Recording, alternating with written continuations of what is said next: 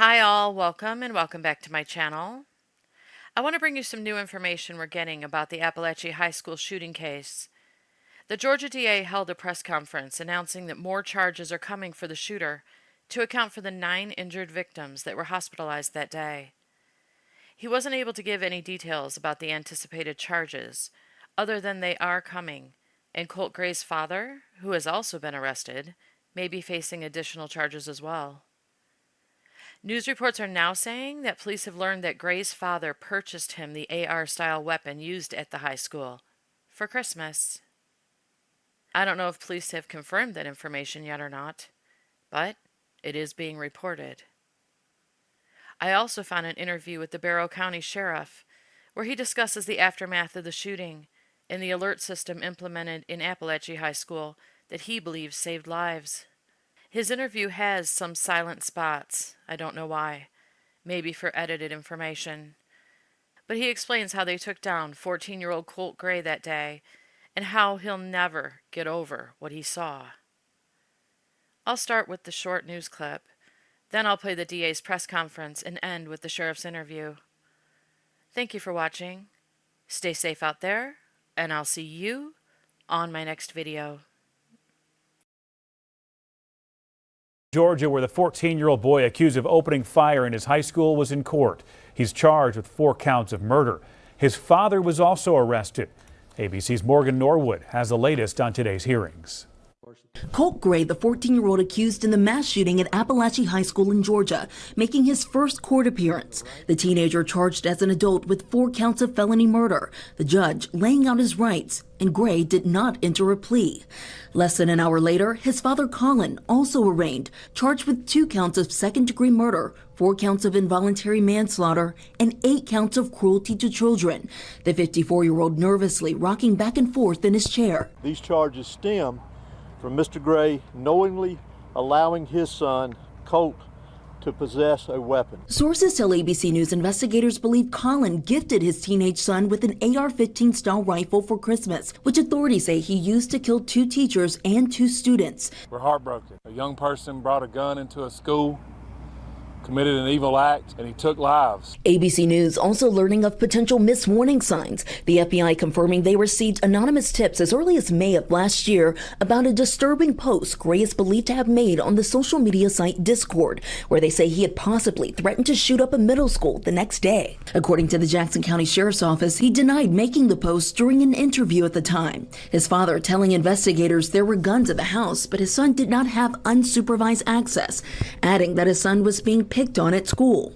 Colt was never arrested, but later transferred to this new county, where authorities say Wednesday he terrorized his own peers. Desks, chairs, whatever we could really put, we just put it in front of the door, hoping the shooter won't come in. Really, it's just scary. God was watching over us that day. Now, the judge initially said that Colt's 4 felony murder charges came with a maximum penalty of death or life in prison with or without parole. He then called him back inside the courtroom to state since he's underage, he can't face the death penalty.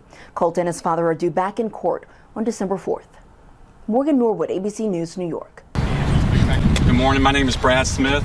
I'm the District Attorney of the Piedmont Judicial Circuit, which encompasses Barrow County, Jackson County, and Banks County. This is Patricia Brooks. She's my Chief Assistant District Attorney. We will be handling this case of Colt Gray and Colin Gray. We just had the first appearance hearing, which is standard for people when they're charged with crimes here in Georgia. I am bound by ethics or constrained by ethics not to talk about the facts of the case, but I wanted to answer any questions you may have about the process or the charges. The next step in the process will be grand jury. The grand jury has already been in panel and they've been hearing cases. Their next scheduled meeting is going to be October 17th. That is closed to the public, so you will not be able to see that. After that, he will have a scheduled arraignment. I don't have a date for that yet. And then we'll start the trial process at that point. There will be additional charges on Colt Gray. When he was taken into custody on Wednesday, we did not have the identities or the conditions of the other victims, so we were not able to charge on those offenses. So when the evidence comes in and they've been able a chance to heal physically, emotionally, and spiritually, we will get with them, and there will be additional charges that address the other victims in the case. I do not know if there will be charges on Colin Gray. There may be, depending on how the investigation comes forward. But you can anticipate there will be new charges on Colt Gray because we never addressed the other victims in the school. There will be, when those charges come out, another first appearance hearing. Because of that, I would rather not have the charges come out piecemeal. We will probably wait until the investigation is complete and then do it one time. And I do not know when that will be. Many people have been helping with this investigation. I want to thank the Banks County Sheriff's Office. I want to thank the Georgia Bureau of Investigation, the Barrow County School System, and I can't tell you how many people I've met from across the state, from every jurisdiction, that have poured out here to help us deal with what's happening in the tragedy in our county. I want to especially thank Governor Kemp for his resources. He's long been a friend of Barrow County, and I know his heart grieves, and thank him for his services. Do you have any questions? Again, I'm bound by ethics not to talk about the facts of the case. Yes, ma'am. How unprecedented is it to charge a parent in connection to a shooting? My understanding is this is the second time in the United States and the first time in Georgia. And do you think that we're going to continue to see this trend of holding parents accountable? I would hope that prosecutors would use every arsenal or every tool in their arsenal to hold people accountable for crimes that they commit. Can you tell us anything about his mother? No, ma'am. She's cooperating with the investigation as far as you know, but no charges on the horizon for her? I have not spoken with her, but I believe she is cooperating this time. So my apologies if this has already been asked, but with Colin Gray, 2 counts of second-degree murder, is there a reason it's not? Yes, ma'am. Second-degree murder is different in Georgia than other states. It's a rather new charge, and it is specifically geared towards cruelty to children in the second degree. If you commit cruelty to children in the second degree that causes a death, that is second-degree murder. And so the 2 children that were killed would be the second-degree murder. It would not apply to the adult decedents.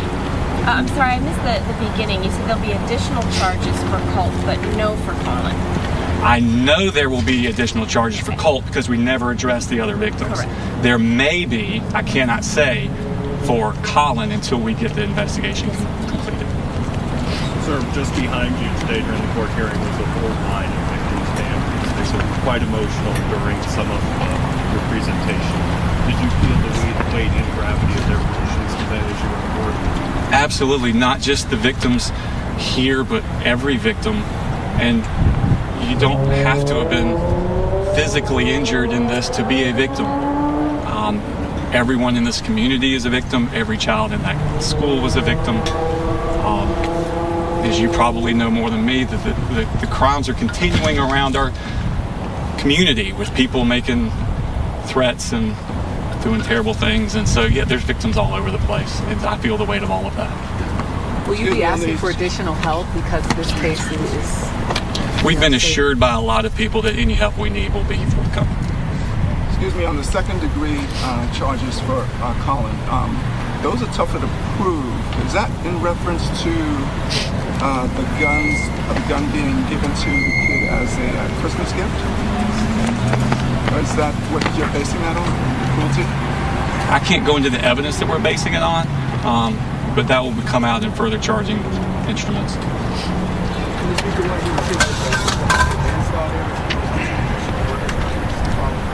Involuntary manslaughter is doing the reckless conduct of endangering the health of people by discard or not following a substantial and unjustifiable risk that causes the death. So that was all 4 of the victims were charged with the involuntary manslaughter. The additional charge of the cruelty, the murder in the second was added for the children because that's based on cruelty to children. Mr. District Attorney, yes, sir. How often does the grand jury meet in Barrow County, and when is the next time the grand jury is going to convene? The grand jury will be convening on October 17th, is that correct? Yes. Did the dad have any kind of lock boxes or a way to secure the weapons at the house? I can't talk about the facts of the case. Sir, I know that you've met with some of the families of the victims. Yes. Yes, sir. Can you describe how that meeting went, what they asked you, what you told them? I was explaining the criminal justice system. It's a very confusing animal for people, and I was explaining what they can expect to see, what they can expect to happen, resources they can reach out to if they need anything, those sorts of questions. What sort of questions did they have for you? Those kind of questions. What's next? What can they expect? Yes, sir. Sir, with the judge coming back in, taking death off the jail with the 14-year-old, how did that discussion play out with the judge? The judge was simply reading the possible penalties that there exist for felony murder. So that's what he's talking in generalities. He knows nothing about the facts of this case. He's an impartial judge. He's just reading the generalities.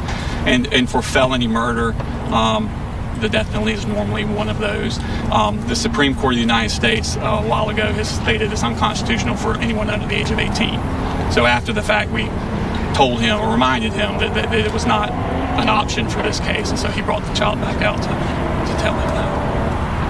There are different cases in court, undoubtedly. How would you describe the monumental series in terms of pulling each attention, the eyes, and in terms of your career? We have certainly tried extremely important, extremely difficult. I've been a prosecutor for 28 years. We've tried extremely difficult, extremely emotional. I would say the scope is the largest. This is the attack on an entire community. So I would say that, the scope. Is there a message this sentence? My job is to prosecute people without fear, or affection, and that's what I'm going to do. I'm not trying to send a message. I'm just trying to use the tools in my arsenal to prosecute people for the crimes they commit. Have you used these particular tools before? Have you charged one of these second-degree murders off of cruelty to children before? No, I don't believe I have. Have you been contacted by any political figures above the governor, like senators or presidential candidates or anything like that? I have not been contacted directly by anyone. No. Also, can you repeat the timeline again for the court appearances? You said next is going to be the grand jury will convene. There will be another one of these hearings when the additional charges come. I can't tell you when that will be because I don't know when the charges will come out. The next date I know of is October 17th, which will be grand jury. And then the arraignment is December 4th? No, ma'am. The arraignment hasn't been set yet. Oh, okay. The December 4th date was a preliminary hearing date that the judge set, and that may change. Did you look to the Ethan Conley case in Michigan for guidance on how to approach your case? No, ma'am. We use Georgia law and the facts we have in our case. Any other questions? Thank you for your time. Any family members, once they found out that death wasn't on the table, especially those who know the law, did they express any type of emotion regarding that? Nothing was spoken to the family about it, and they've never spoken to us about it. Any other questions? Thank you, sir. So, ironically enough, our county had invested in a notification system called Centegix started working on this about a year ago. We implemented it about a week and a half ago. Yesterday morning around 10-ish, the times are still coming in. We got the alerts from this Centegix that we had an active shooter at Apalachee High School. Yeah, so the teachers each have an ID with their picture on it, and they have a button on that ID, and they press it so many times, and it alerts us where that incident is occurring. So it sends us a GPS coordinate of that actual ID to the foot of where that person's at. So we got multiple notifications as the shooting was going on from the teachers where to respond in that general area. It also locks down the school screens. We're on lockdown, and the teachers know to go in and block the doors, and they begin doing that as well. So. So 9 of our people, we prevented more deaths with our SROs interacting with the suspect within minutes, 5 or 6 minutes. They come around the hallway. They were armed, obviously, he was. They interacted with him. They gave him verbal commands, and he dropped the gun, went on the ground, and they took him into custody immediately. They're telling me within 6 minutes of the first strategic hit on the thing of the alert that he was in custody by the time. So extremely proud of them. What I'm most proud of, even in a bad situation like this, is those teachers were heroes. I want that to be known. They were heroes. They saved a lot of children. So our SROs engaged him quickly. He listened to the verbal commands, and he complied with our orders. He got on the ground, and he was taken into custody without incident.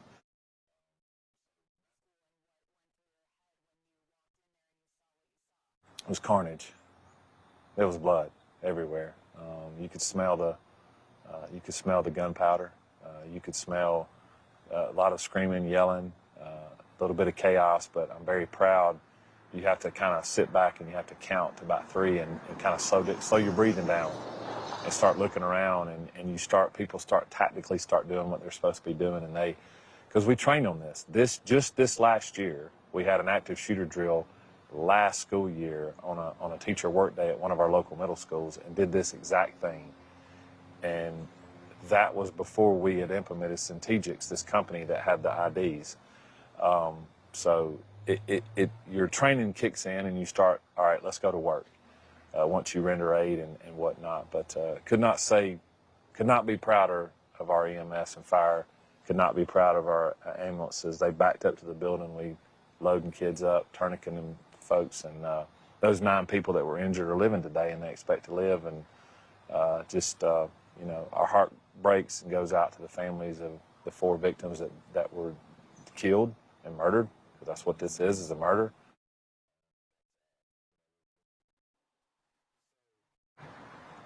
I have family that works in that school, direct family, So it's in kids, friends, family friends, kids that I've coached, kids that I've prayed over. It's a tough situation I don't know if I'll ever get over it. I don't know if I'll ever get over the sounds. I don't know if I'll ever get over having to do the notifications to the family that their baby's not coming home.